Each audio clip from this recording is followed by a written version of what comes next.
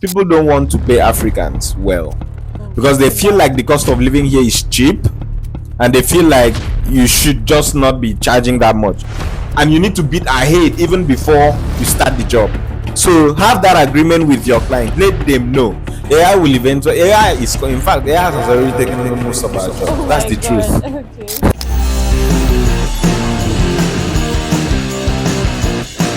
Thank you very much. I believe this is the first episode of the Freelance Funded Stories. I'm excited to share my experience as a freelancer. And previous episodes, we are also going to be bringing lots of freelancers to also share their stories on how they started with, not making any money online to making lots of money with their skills online. Again, my name is Inemeseretem and I'm the Freelance Funded CEO. Okay, so Mr. Nemesis, there is a stereotype out there, like there's a problem out there. It says Nigerians cannot succeed working on certain platforms. Like it's a problem. So I don't know if it's a skill problem, a client problem, or a people problem. So how have you been able to succeed as a freelancer in Nigeria? Well, I think it's both a skill problem and also a mentality problem, kind of. So a lot of people feel like it's very, very difficult for Nigerians to succeed as freelancers or as remote workers, and it's because of the stereotype that people give. Like, people hardly trust Africans, Nigerians, talk more of Nigerians. Why? Because of the fraud issues we've had in the past, such reputation. And because of this, clients find it very, very difficult to give you job and expect you to deliver it. Because most people, when they hear Nigerians, when they hear Africans, they feel like, this is one poor nation, and most of them are always going to be fraudsters. But away from that, we also have a skill problem. It's not just enough going out there to look for a job. The first question you should ask yourself is, do you even have this skill? Are you able to deliver that job? Most people, camouflage, like they say they know how to do the job, and then they are not able to do the job. And then when they are being given a task, they fail at it. Sometimes maybe a client sends, I remember one time people were complaining on Fiverr that they are going to release payments upfront for jobs to be done, and then the freelancer disappears. And most of them were freelancers from Africa and maybe Asia, like places like Pakistan and the rest. So yeah, it's both. So I feel like, for me personally, how I've been able to succeed as a freelancer is that you just need to close your ears from all of this that is happening. If you truly have the skill, then all you need to do every day is prove that you have this skill and you can get the job done. That's what you do. And over time, you're able to pile up testimonials from other clients. Once you're freelancers, as a freelancer, once people are able to see that there are testimonials from other clients, then you definitely see them start, reaching out to you, regardless of where you are located, whether you're in Nigeria or whether you are not in Nigeria. Great. That's amazing. You guys all heard it. So I also had another stereotype connecting to what you said. People always say that clients will pay low because I'm a Nigerian. So basically, I can have a skill and the clients would want to pay low because I'm a Nigerian. Because I know that you've been able to succeed. Like you've made good money on Upwork, right? Yeah. So, well, I've experienced this a lot of times. People don't want to pay Africans well because they feel like the cost of living here is cheap, and they feel like you should just not be charging that much.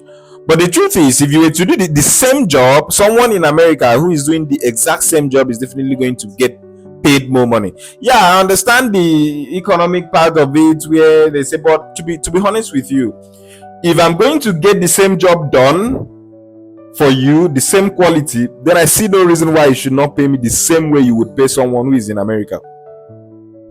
That is it. Else it will be better for you to just hire people from your location to get the job done and pay them based on the standards in your own location. I feel like for you to be able to overcome this, you need to position yourself better. Always think about the value you are offering for business, and when you want to bid based on the value you are offering for them. So you should be able to tell a business, look, if I'm going to provide you a solution that is going to help you make this amount of money, then I should be able to get this percentage. And you need to bid ahead even before you start the job. So have that agreement with your client. Let them know. Let them also understand that you're an international freelancer, you're a remote worker. You necessarily do not stay in one location. You can move. You might be in United States today, you might be in Nigeria tomorrow, you could be in Kenya next tomorrow. It all depends. Like, you are a digital nomad, and so you need to be paid based on global standard and not based on, you know, the concept that you are in a certain location, that the economy is bad, and you know you don't really need have a need for that much money. Okay, so I heard you talk about value, and I think for freelancers, value is simply the skills that you're offering your client. So some clients out there, like I have heard where clients say, Nigerians do not have the kind of skills I want. Yeah, these people have the skills and I can pay for these skills, but I think that their skills are not like good enough for me to be actually to be able to pay them. So what is your advice for Nigerians out there that want to go into freelancing? They have the skills, but their skills are not like good enough to be actually to be able to meet up the international standard of the value you're talking about. You need to upskill. I think that's the simple answer to that question. Great. Like, when I started freelancing, I didn't really know a lot. So I'm in content marketing. I'm a content marketer. I manage content. I do content manager roles, content marketer roles, content writing, copywriting, and so on and so forth. Social media management as well. But when I started, I didn't have all of these skills. I didn't know all of these things. It is normal for you as a freelancer to constantly upskill.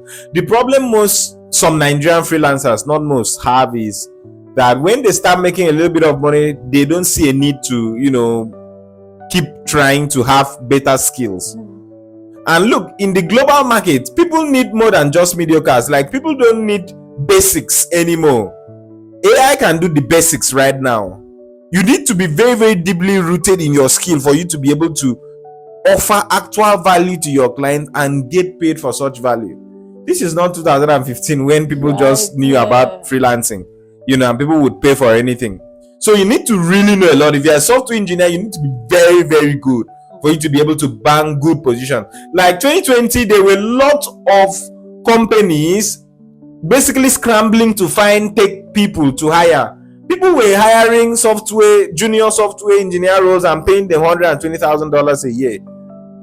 This happened before, but not now. All of you know that 2023, there was a lot of layoffs in big companies. And it's because they saw that there was huge financial leak. They were spending too much money for the most basic talents. So for you to be able to compete in today's freelancing, today's remote work, in today's tech work, you need to upskill. Like, you just have to be very, very good. You need to know a lot. AI makes it even easier because you can learn things faster. There's so many places you can, you know, go for courses. You need to know a lot, and you need to know how to do things really, really fast. That's the only way you are going to charge a lot, whether you're in Nigeria or anywhere you are at all.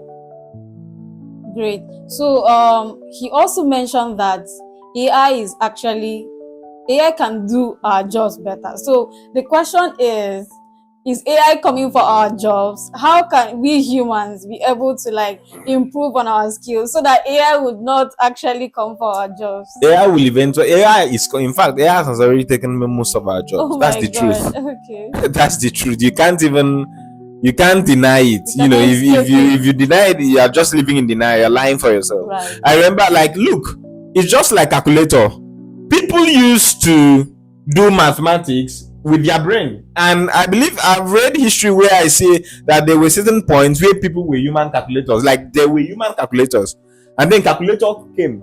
So how are you not going to accept calculator because you don't want you want the human calculator to still retain their jobs? Function, right.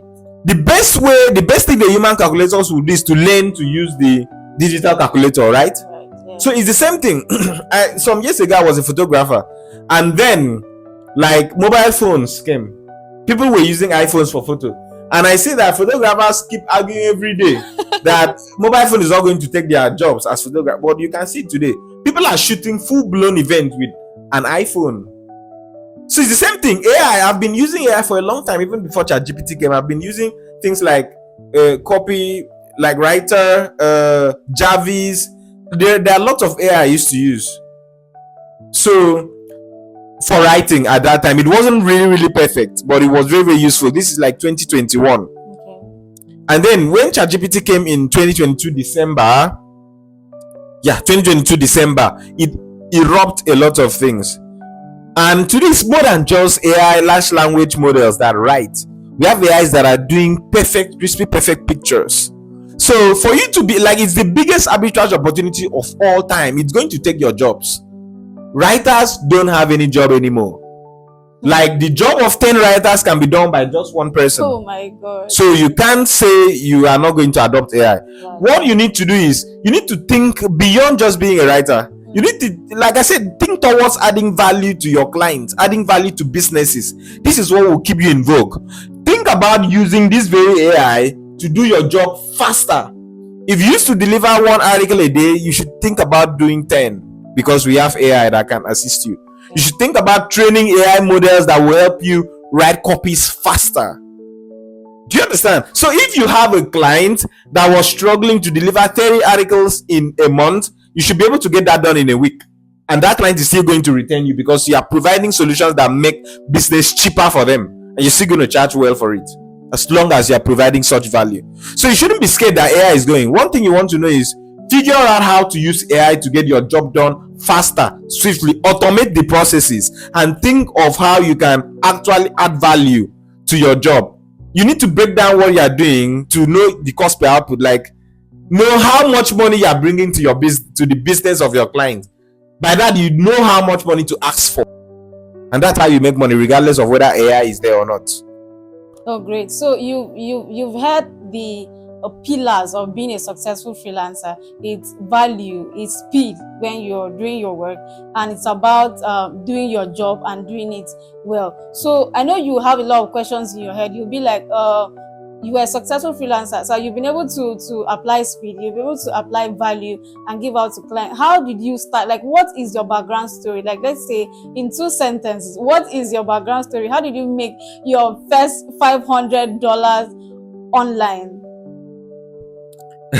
Okay, so basically I think that was like 2021. I've been freelancing for a long time. I just wasn't freelancing for foreign clients, by the way. So I was working with Nigerian clients, people in Nigeria, like people who own websites and the rest in Nigeria, business owners. And then at some point I was just tired because I was making pennies. So I was doing a lot of work and I wasn't making a lot of money. I was working like 16 hours a day. So I figured out that, look, I was already registered on Upwork as a platform like many years ago. Like I was registered on Upwork like 3 years before I even 3 years before, like say 2017 or thereabouts. So I figured out that I've been applying for jobs and it was just not working. So I had to go back. Now I had a skill. I was writing blogs. I used to be an SEO content writer. I had to go back and revamp that profile, and I was like, let me start applying for jobs. So the little money I was making from working for my Nigerian clients, I was spending it buying Connect. I was spending it on Connect. And then the essence was because I wanted to like apply for these jobs and see if I can be able to get one. So I applied for so many jobs. I spent a lot of money and I could not get the jobs. And then one day I got a response from a guy who wanted someone that can write for his science website. And I studied science in school. So I basically knew a lot about quantum physics and so on. And the website was the website that talks about quantum science, like quantum stuff like that. Yeah. So I went ahead and tried it out and it was good. He loved the job and then he started giving me jobs. So like I ended up working with that guy for like 2 years. Wow. And I made a lot of money from him. And when I worked with him, like he was giving me jobs every day. He used to pay like about $7 per task. And then I completed the first one, he gave me another one, and it got to a point where I was getting $7 tax every day. So every day I was making $7, and I'm going to complete it in less than 2 hours. And as at then, like $7 was it still is a lot of money in Nigeria. Actually, that's about current exchange rate is like 10,000. Then it wasn't up to that. It was just about 2,000 plus or 3,000 at most. So, but it was a lot of money for them at that time. So now I kept on doing that job, but then he brought an entire project. After like 2 months of working with him, he brought an entire project that I was supposed to complete within a period of time, and I was supposed to get paid for it. He gave me about a list of 1,000 things to do. So I was like, look, if I'm able to complete this thing faster, I can get this money more. Something I was supposed to spend like 3 months doing, I completed it in 3 weeks, 3 weeks or 1 month. And when he paid me everything, I figured out like, look, I have $1,000. I completed it. At the end of the day, I checked my bank account balance and I saw that I had 1.2 million. It had 1.2 million, 1.5 million. And I knew that this is it. I knew that I've made it. I knew that this is a good point to start. So yeah, that's how I made my first $500. It was actually more than $500 from freelancing.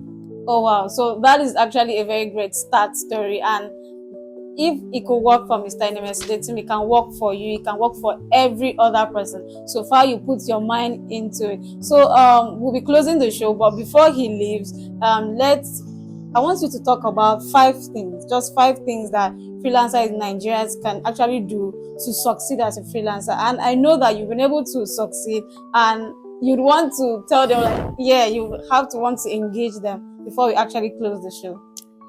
Well, I've always been saying this, like, and I'm still going to repeat it. I can't get tired of saying it. If you want to succeed as a freelancer, the first thing you want to do is to know what skill do you even want to offer for your clients. Right. You need to actually sell something. Yes. That's what a lot of people don't know. And you need to know what you are selling, and you need to be very good at what you are selling. That is it. So, number 1, have a skill. Get a skill. 2, you need to actually provide value. There is a difference between having a skill and providing value. Value means what you are doing is actually bringing something to your clients. Right. You could be doing something for them, but they are not really having a lot of benefits, or it may not be bringing results for them. They are not going to see you as being valuable. So you need to actually be providing value. 3, you need to be very consistent. Freelancing is hard, to be honest, and it's also easy if you know how to run around it. So if you are not consistent, you cannot even make it, because you need to apply for like 100 jobs and you've not gotten one. That's the truth. You will apply for 100 jobs and you can't get one. Wow. And you should not stop. And you are going to be spending money on each job application. That's consistency for you. You need to be very, very consistent. You need to keep on persisting on doing it. 4, I think that's the 4th thing now, is discipline. It requires a lot of discipline. People feel like if they become freelancers, they are going to work from home, they will not be doing anything. To be honest with you, before being a freelancer, when I was doing 9 to 5, I was more free than when I started freelancing. That's the truth. Wow. Like, as 9 to 5, you know that you are going to go to work at a certain time, and then once work closes, you've closed your laptop, you are done. But freelancing is different. You have clients working from different time zones. You want to make money, right? They are going to message you in the middle of the night. They are going to call you at will. They're going to call you whenever they want to call you. They're going, like, you always have tasks to deliver. If you are if you are really, really serious about making it from freelancing, you always have tasks to deliver. You are responsible for it. Right. It's different from working 9 to 5. You could have a manager and you're not really bothered about if your job is bringing value or not. But in freelancing, you are actually bothered about it, because you are the marketing guy. You are the one going out to get jobs. You are the one sending invoices. So you are like the accounting guy. You are the one getting the job done. You are the one speaking with clients, pitching. You are the one attending meetings. You are the one doing everything. It takes discipline for you to be able to keep up with it. There is going to be a lot of pressure. So don't think that if you are a freelancer, if you are a real worker, you are going to sleep all day. And then the last thing, what is going to be the last thing? We're going to talk about the last thing on the next episode. Thank you. Thank you very much, Mr. Inemesitatum. He has given us a lot of value on this episode, and yeah, I want you to keep up. He has mentioned skill, he has mentioned value, he has mentioned consistency, and he has mentioned discipline. So yeah, if you want to listen to the next thing he has to say, keep up with the next episode. And yeah, if you have questions, if you have comments, please, his handles will be on the screen, so you can actually hit him up and yeah, send him a DM. And stay tuned. Yeah. Thank you very much. Go to www.freelancefunded.com to read more about freelancing and remote work for Africans. You're also going to find my course and mentorship there. You can subscribe to any of them if you want to learn about how to make money online with freelancing using your skill. Thank you very much. Till next time.